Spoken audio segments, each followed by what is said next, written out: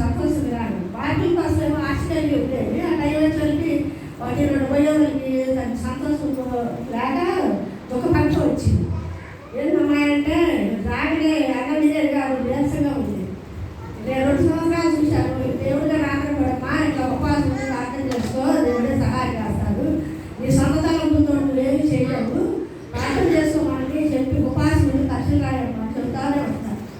నేను కూడా అనుకున్నానయ్యా 2 సంవత్సరాల నుంచి పిల్లలు బాధపడుతుంది, నీ బిడ్డలు అట్లంటూ నీ సిద్ధం కాదు కదా, నీ సిద్ధమైతే బిడ్డలు మంచి మాట ఇద్దరికి ఆడికి తప్పుతున్నాడు, వాడి పడుతున్నాడు, ఇద్దరు ఇట్లా తప్పిపోతున్నాడు, సంతోషం లేకపోతున్నాడు, బిడ్డలకు సంతోషం కావాలయ్యా, ఈ సంవత్సరం మంచిగా వాళ్ళకి మంచి జ్ఞానం ఇచ్చి పరిశుభ్రాలు నీ అర్థం తోడుగా ఉంచి మంచిగా పరిశుభ్రాలి బిడ్డలు అని ఉపాసన ప్రార్థన చేసుకుంటూ మరి బిడ్డలకి నేను ఇచ్చిన ఆహారం ఏం చెప్తావు అది నేను పెడతానికి నాకు శక్తిగా అయిపోయింది.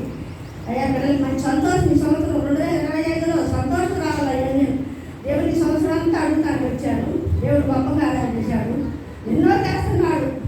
నేనే ఇంకా నేను నష్టపడిపోతున్నాను, బలపడలేక కుటుంబంలో బలపడలేకపోతున్నాను, కానీ దేవుడు నన్ను విడిచిపెట్టాల. ప్రతి దేవుడు మనకి నన్ను కాస్తానే వచ్చాడు.